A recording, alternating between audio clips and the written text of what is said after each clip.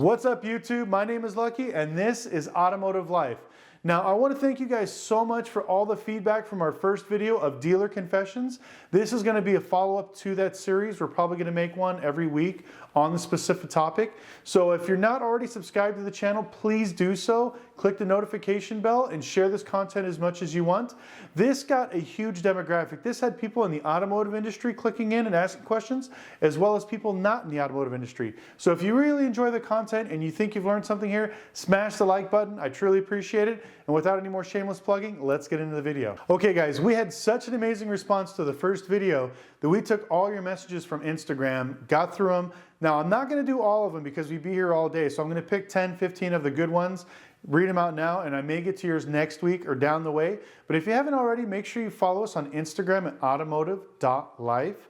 And if I don't answer your question, please be patient. I'll either answer it in your inbox. But if you can and you have a question right now, go ahead and put it in the comment section below. I personally answer every single question. Not any of my assistants, not any of my people, me, myself. I answer every single question, every single comment. If you see a little heart like against your comment, that is actually me messaging you as well. So without further ado, let's get into the first question. Okay guys, the first question is from Ringo in California. How come it's a bad idea to buy cars underneath somebody's license? Okay, now I answered a little bit of this question in the very first video. We talked about how it's illegal to actually rent a dealer plate from another dealer, and there's all this legality where if they, like I said, drive a car, crash it, whatever else, the dealer that owns the plate is going to get sued and the other person is going to get away scot-free and clear. Now this other way is going to spin back to you. So if you're a small town guy and you're getting in the automotive industry and you're using somebody else's dealer's license to buy cars at the auction, sell and everything else, please stop right now. There's 3 reasons why, and I'm going to tell you. First one is taxes, second one is floor plans, and third one is the DMV. Now each one I'm going to break down a little bit differently, but basically all 3 of these things can seize your vehicles. So we had a gentleman in Temecula, California. It's not a very big city, but you probably, if you're watching this and you're in there, you know this guy. He called us up, asked us if we knew any type of rules or any type of laws that can help him out. He got a family inheritance of $300,000 that he invested into a friend's dealership buying cars. Now he physically went, took his own money, went to the auction, picked out the cars, bought the cars cash, got the titles, put them on his lot and sold them. But the downfall was his friend wasn't making a lot of money. He was down on his luck and the flooring companies were behind. Well, if you do not play your flooring companies, when you sign your agreement, they have the right to basically confiscate anything that's at your dealership, whether it's equipment, cars, tow trucks, whatever the case scenario is. So I've seen numerous people lose all their vehicles because their cars weren't basically in their name. So when you purchase through a dealer, even though you have the titles, legally it is the dealership's property. It is not your property. He went to court, fought him for 6 months, said, look, every dollar came out of my bank account. I have the physical titles here. Guess what next Gary Manheim said? Tough luck. We already filed for new ones. You're screwed. And that's what happens. Do not buy under other people's licenses. Now, if it's a friend that you've been dealing with for a long time, I understand it's very tempting to get into that thing. Go ahead and do that. But if you don't know these people extremely well, just remember that at any point in time, you can get your vehicle seized, forfeited, or taken from you, and you have no choice. Another thing that can bite you in the ass is we had a client of ours that had a Lamborghini Huracan that he bought from another broker for about $180K. He was going to take it to the auction and sell it for about maybe $210, $205. Just wanted to make a quick $20,000, $30,000. And he bought the car, rented underneath his friend's dealer's license. Well, his friend winded up owing Next Gear a bunch of money in Manheim. So when they sold the car, he turned in the title. Instead of him getting a check from his friend, Next Gear in Manheim took all the proceeds from that auction and kept it because that guy owed money. So even though it was his car legally, there's nothing he can do because he brought it to Manheim and they took his car. So please be very, very careful when you start using other people's licenses to buy cars. And another thing I'm going to tell you is never buy somebody else's license. Okay, the next question is from Danny from Wisconsin. Why do some dealers lower the price and others do not? Okay, there's 2 answers to this question. It all depends on what the dealer is actually into the car for. Some dealers could have maybe gotten a really great deal off of maybe a trade-in, or they've gotten a great deal at the auction, or the other guy maybe bought it at a good price, but had to put extra money into recon, so he's over his head in it, so he can't lower his price on his vehicle. So you'll go to some places and they'll have the exact same car, but you'll wonder why this one is maybe $3,000 more than this one.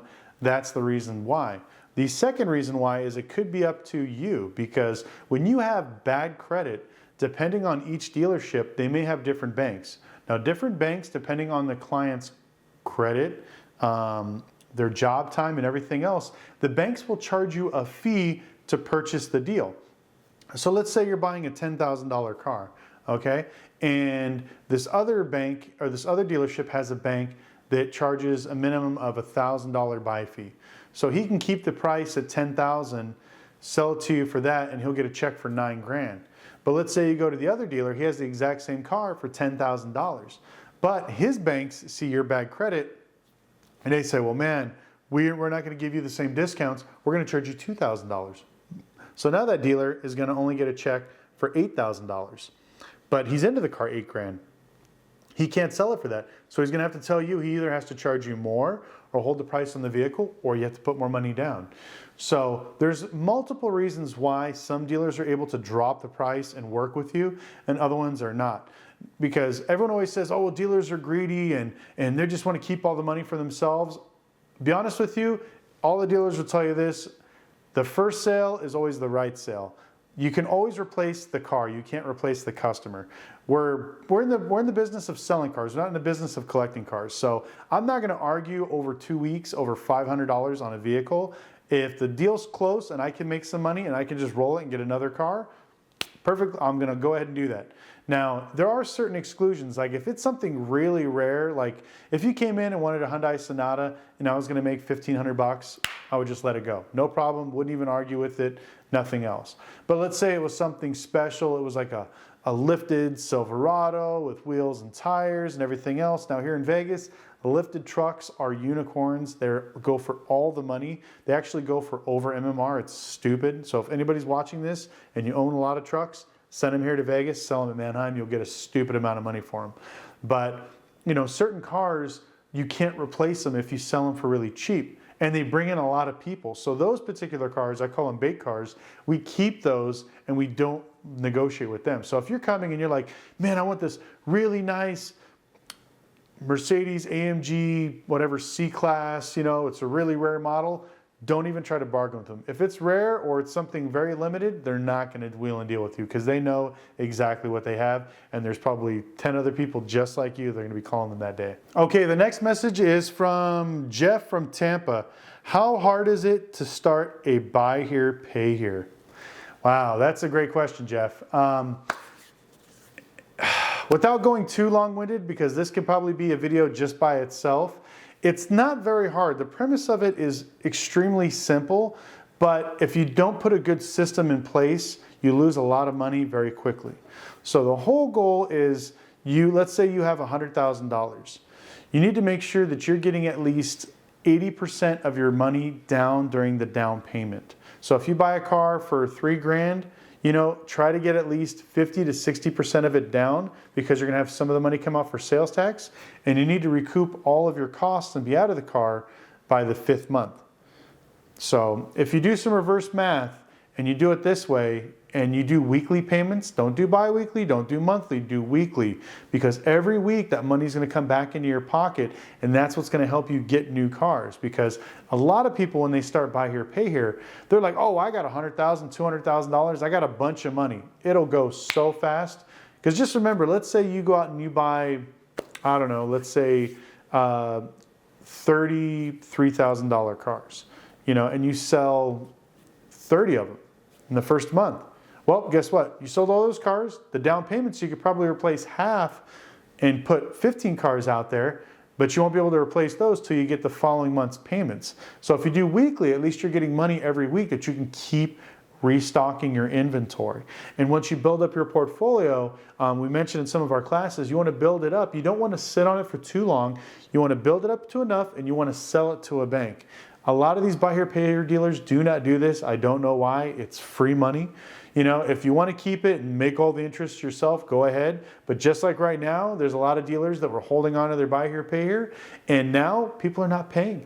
People are screaming, oh, you should give me payment forgiveness because of Corona, you know? And so now people are stuck. These dealers are not getting their money in because a lot of buy here, pay here dealers, they live and die by their monthly payments. So just imagine that from March till now, your payments got cut in half.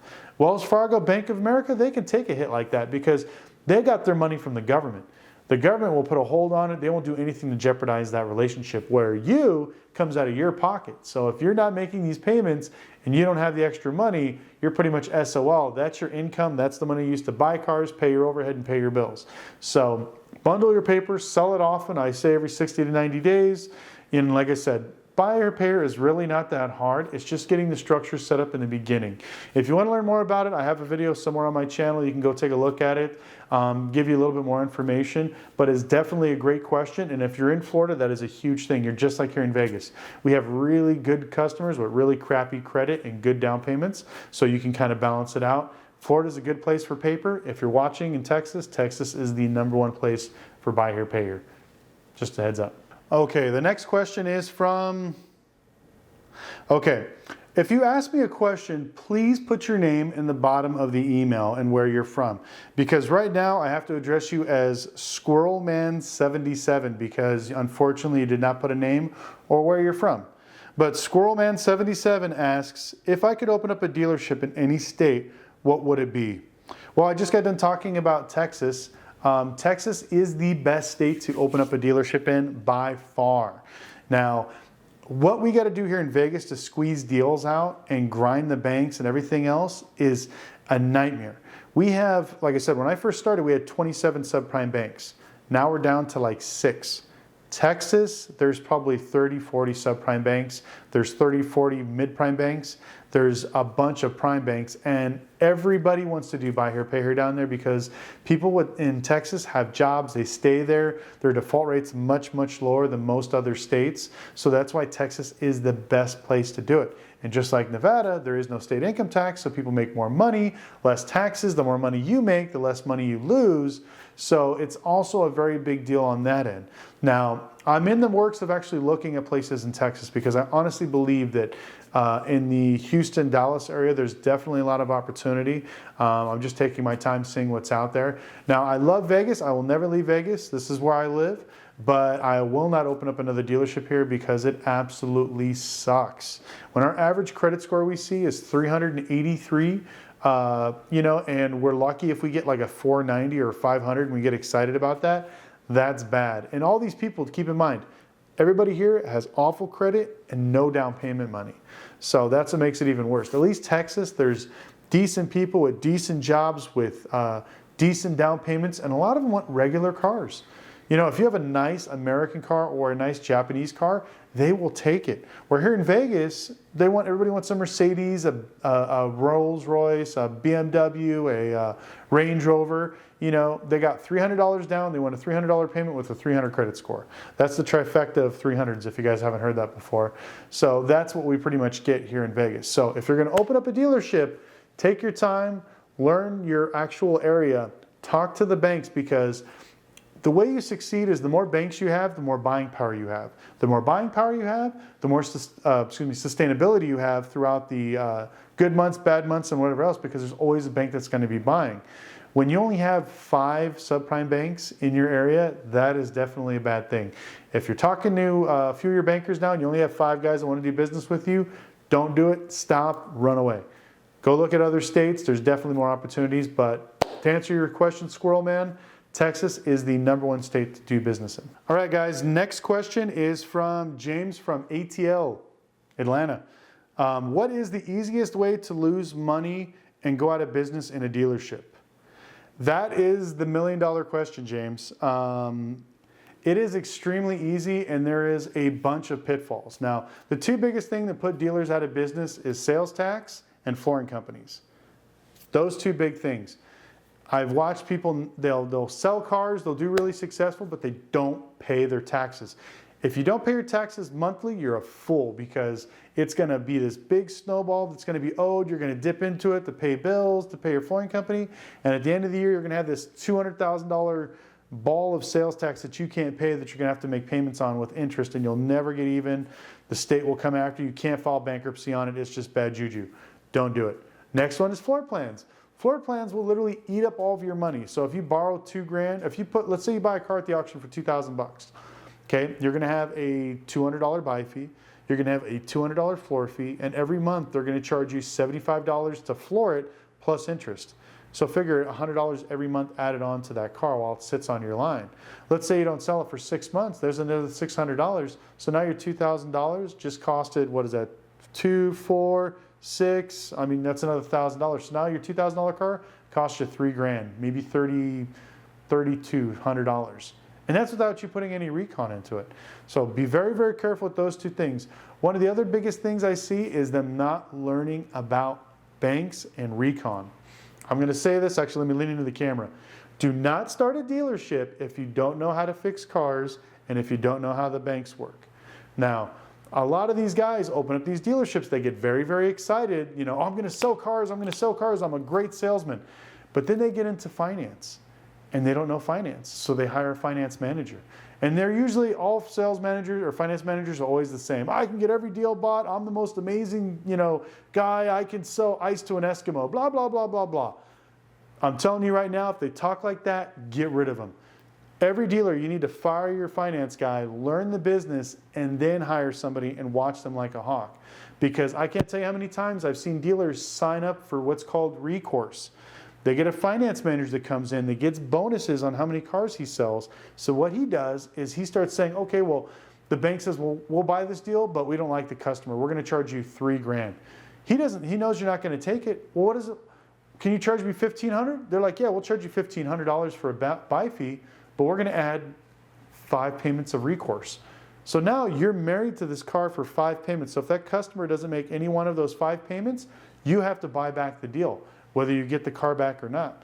So I've seen in many dealerships where I've actually gotten there to do training and their finance manager signed them up with a bunch of horrific 6-month, 7-month, 8-month buyback deals. So the banks don't care. They'll give you the money because it's free. They're going to sue you if you don't get it to them. They come after your bond. They put you out of business. Don't do it. Finance managers will put you out if you don't know how finance works. Remember, recourse is super bad. If you watch one of my other videos, I talk about it. That is another big one that kills dealers. And the very last one, which is my favorite, is recon. Now, I always tell everybody, I don't give a crap how much you sold the car for. You make your money when you buy the car. And recon is the #1 thing that will eat up all your profit. So if you brag and say, hey man, I bought this amazing Mercedes, $3,000 back a book, but you put $3,000 into it in your service department because you have crappy techs, you have a bunch of people who don't know what they're doing and you're just throwing parts at the problem, that is your issue. If you don't have that, buy green light. You could do buyer's shield. It's an extra $100 for every car. If it turns out bad, for any reason, 30 days you can take it back and you don't have to mess with it. You can do that until you get a good quality mechanic because recon will eat up your money extremely quickly. And I've seen so many people get super excited. Oh, I bought a Subaru WRX for cheap. I bought a Range Rover for super cheap. I bought a 7 Series for also really cheap. There's a reason why they're cheap is because the recon is extremely high. They usually, once you fix them, they always break and they always come back. You know, so it's like service after the sale, but you never get right. They're just going to keep bleeding you dry. So those are kind of the reasons, James, that why most dealers go out of business. So remember, 1, taxes, 2, floor plans, 3, watch your finance guy because they'll rob you blind. And the very last one is recon. Don't let your recon put you in the poorhouse. You need to make profit on every single vehicle.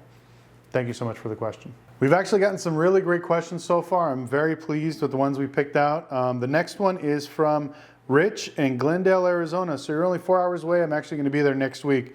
So if you're at the auction, come say hi to me.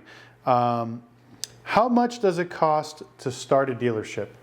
Now, that one is extremely broad because you can go a million ways. If you want to start a little tiny warehouse in the middle of nowhere and your city doesn't really require you to have a bunch of retail spots, you can get really cheap rent. I've seen people start dealerships with as little as $5,000.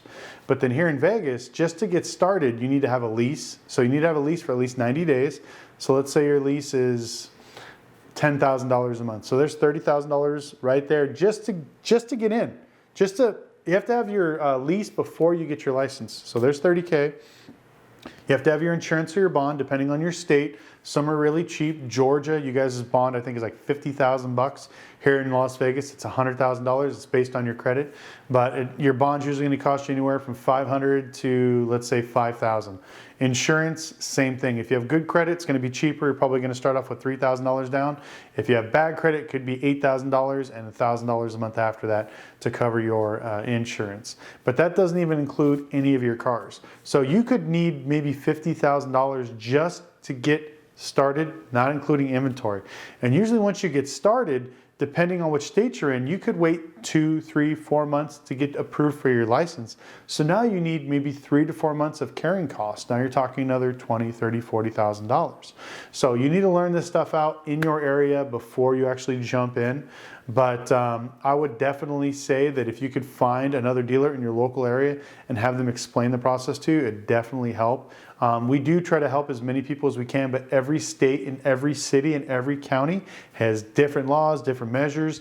We just went to Atlanta about a month ago to help a dealer get his license and get the rental car license. And every other state on earth, except for New Jersey and like 2 other places, you can get your rental car license. But in New Jersey, you have to have a dealer's license to get your rental car license. So even if you don't want to sell cars, you just want to rent cars out, you have to have a dealer's license. So there's all these little tricky things that you got to learn in every single state. So unfortunately, there's no clear answer. In Arizona, it's actually extremely cheap. You could probably get away with getting a small warehouse somewhere outside of Glendale for like $600 a month. Park 2 cars out front, get your bond and license. It's really cheap over there, and you can be up and running with probably under $6,000, $7,000. But thank you so much for the question. Okay, the next question is from Baker from Montana. Should I double down in my rental car business during COVID? Okay. This is a big thing. Rental cars are exploding right now. If you've asked me what we've been focusing on the most right now is actually our rental cars, not really the dealership, because people don't have the credit, they don't have the money, or some people just lost their jobs and they're starting new jobs. So most banks won't approve them for financing. So we're putting these people in rental cars. And some of these people are long-term rentals. So instead of us selling them a car for $300 a month, we're getting people that are paying us $275 a week to stay in a 2015 Hyundai Sonata that we paid like $7 grand for, you know. So there's a lot of people out there right now that need this type of business. So I would definitely recommend, especially in your area, do that, because I can guarantee you, if you're in Montana, there's probably nobody doing this. You can do rent to own. You can tell people, you know, just pay me whatever. Once you make the payments up, I'll just give you the car. But people never do. Some will, but by the time they've actually made all the payments, you've made all your money back anyways. Give them that car, send them on their way. But what I would recommend doing is keep your rental car license and grow it and expand it. But you need to get your shop auto repair license, because you're going to want to start fixing your cars and charging other people. 2, you want to also get your dealer's license, because when any of these people that are actually doing really good, that are making their payments on time, you want to put them in your dealership and sell them a car and start building your buy here, pay here as well. So this way you can reward all your customers. Hey, you've been a great customer. You've been paying on time. I'm going to sell you a brand new car. I'm going to sell you this car for, instead of, you know, whatever, $270 a week, I'm going to sell you this car for only $175 a week, and you're going to own it. Isn't that great? And then that's how you phase out all your older cars that have more miles. You sell them to them. They're happy. They lower their payments. You're helping them get situated with a vehicle, and you just keep rolling those customers back into your dealership. So great question. If you guys haven't already, make sure you check out my videos and classes on the rental car thing. It's definitely something to look out for, and it's definitely a big money maker, especially right now, because remember, repos are on an all-time high. People are getting their cars snatched up every single day, and they don't have the down payments and they don't have the credit to get a new one. So if you can offer them a rental car to get them going for the next few months till they save up the money or fix their credit to get something else, you're definitely being to making some serious money, depending on what area you're in. Next question is from Rex in Las Vegas. What's up, dude? Should I let customers pay their cars in full with their credit card? Okay, the answer to that question is a big hell no. You never let anybody pay more than $3,000 to $4,000 down on a credit card, because remember, they have up to 1 year to back charge you. If it's American Express, they can go back probably 2 years and still get their money back, and you're screwed. It hasn't happened to me, but I've seen it happen to other people. I've had people actually call their credit card companies and try to get their down payments back, but I got so much paperwork that I fight it. If you don't fight it, you're going to lose that money, but you never let a customer pay more. So I would always tell them, hey, look, no problem. I can take your credit card, but there's a processing fee. It's going to be thousands of dollars or hundreds of dollars higher than what you're paying now, or you can just go to your bank and get the money. Now, if all they have is a credit card, that's fine. I would make sure that you do, I kind of do this, it's kind of cheating. You take 5, 6 payments from them. So like if it's $5,000, take maybe 1,500, next one you take 1,000, next one you take maybe 500. Because if not, they have to charge and fight all 5 of those charges instead of just the one charge. So at least you have a better shot of keeping your money. Never ever do a credit card complete with all your charges. And I know there's a lot of knuckleheads right now doing stuff on PayPal and Bitcoin. Please stop. You're going to lose your money. You don't know how it really works. It's not really backed by currency. Don't even get me started on that one. Don't take Bitcoin. Don't do PayPal for down payments. Stay away from that stuff. Do cash, check. If they want to use a credit card, try to break it down in small increments over the next few days. So this way, like I said, it's a lot harder for them to back charge you. Okay, I had to save the best for last. This guy didn't leave his name. He just made a comment on one of the videos. His name is Turnup818. Why are dealers so shady? I'm going to be 100% honest with you, 818. Most dealers are shady because they can be. Unfortunately, in this business, when it first got started, there wasn't a lot of rules, there wasn't a lot of laws, and dealers can pretty much do as much as shady stuff as they want to screw people over. Like when you bought a house back in the day, if your house is worth $500,000, that's the max you can get the loan.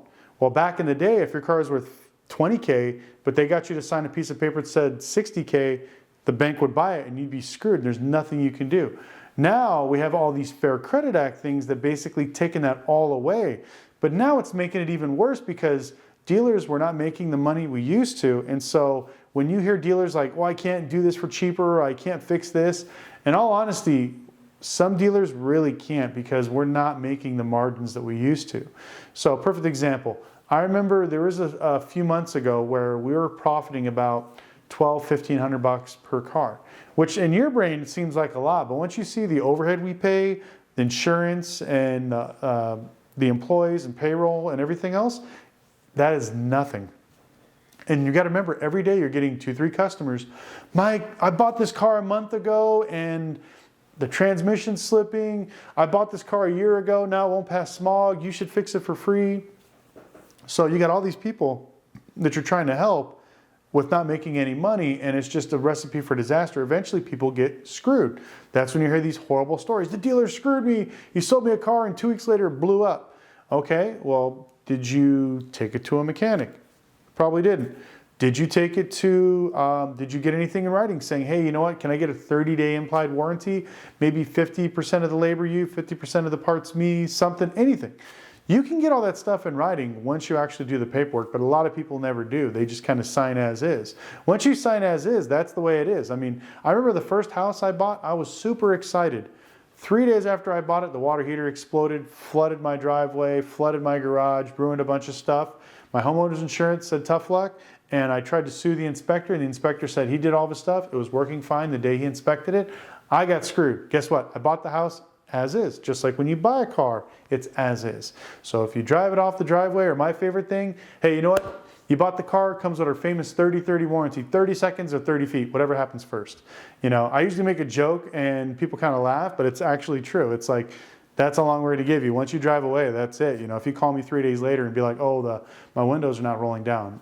I'm a little different though. I'll help them. Like if it's mechanical, maybe AC, because here in Vegas it's 200 degrees in the summer. But most people complain about stupid stuff. My windows won't roll down. I hear a squeak in the motor. I hear a rattle from my muffler. The radio doesn't work. One of the speakers is crackling.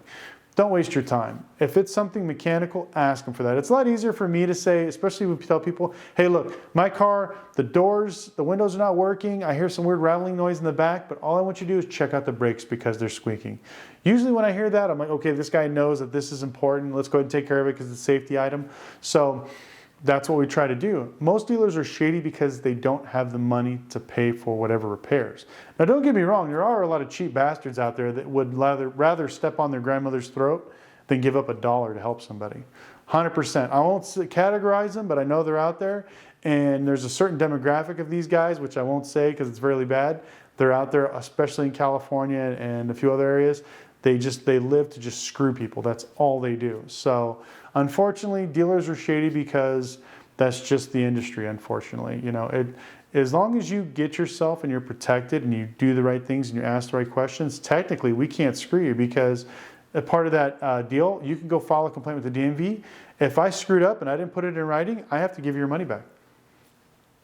Most people don't know this, but that's pretty much the law. So this whole lemon law thing is BS. I'll put that to bed right now.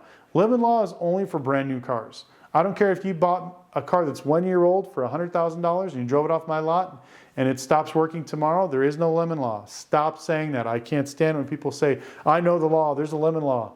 There's a lemon law for brand new cars, and you have to be the first owner and you have to buy it from a franchise store. So even though it's a brand new car and you bought it from a used car dealership, it doesn't count either. So you could buy a 2020 to now, or 2021, and let's say it has 300 miles, but some independent sold it to you, you're automatically screwed. That is not a brand new car. It's not sold from a franchise. So it has to go to a franchise store, it has to be checked 5 times before it can be kicked out. But like I said, I mean, most dealers, they try to do the right thing, but there are a lot of people that make us look really bad. And even like if you look up some of the dealers in your local area, or even like us, you know, I was really excited that our Google rating was a 4.9, but right now, you wouldn't believe it. We got such a hit because everybody's coming back 2 years later, trying to get us to fix stuff for free because they don't have any money, they're out of work. So what do? They call, they complain, they cuss. Well, this car's been having this problem for 2 years now. Okay, well, if it's had this problem for 2 years, why are you calling now? I know why they're calling now, because they don't have the money to fix it. So they figure if they kick and they scream and they yell, that maybe I'll get them something for free. It doesn't work that way. So we told them, sorry, we're not gonna help you. If you'd like to bring it in, we'll give you our discount on parts and labor, and we'll try to help you as much as I can. But of course, if we don't give them something for free, they're gonna be mad, they're gonna be upset, they're gonna cuss us, call us assholes, and then that's a wrap. And that's just the way it is. So don't be alarmed by it. It's just part of the business. It sucks, but that's just the way people are. So shady people go on both ends. You have shady dealers and you have super shady customers. So they kind of go hand in hand. There's 2 in the 1. But just protect yourself, read your paperwork, get everything in writing, and pretty much just, if you buy a nice car, don't buy from a shady lot. That's all I'm gonna say. If you walk around and you see a dog taking a shit right in the middle of the dealership floor, run away. I have no idea. Like, there's some lots here in Vegas that I look that are like covered in tweakers and meth heads, and they sell 60, 70 cars a month. And I'm just like, why would you buy a car from there? Like, everybody there is on meth. Everybody that probably worked on your car is smoking crack while they're working on your car. You know, like, why would you do it? So please don't do that stuff. Stay away. Be smart, but that's pretty much it. That's the last question. So we'll go ahead and go into the final roundup. Let's get into it. Thank you for watching part 2 of Dealer Confessions. We truly appreciate it. If you've learned anything, please smash the like button. It means a lot to us for the almighty YouTube algorithm to hopefully bestow upon us and share our content with everybody else.